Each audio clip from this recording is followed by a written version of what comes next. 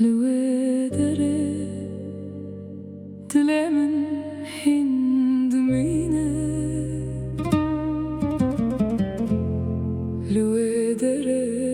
Lüvederes hindbihizm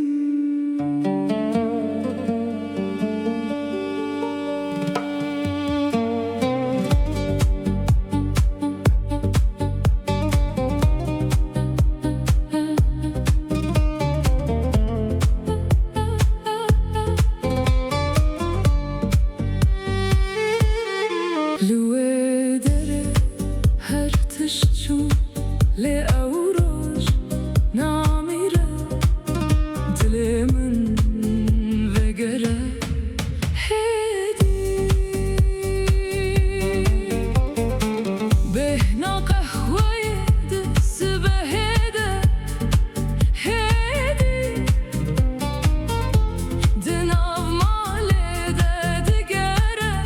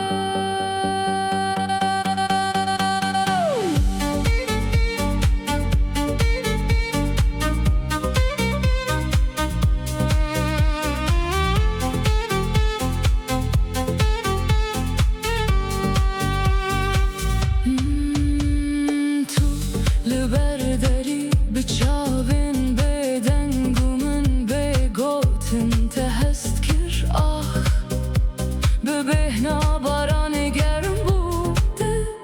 یک جاری شیار بود ام لسره که بناف دمشیان بترس بداوی و مال و در هند من ددشینت هر در چوملده و گراور لوedere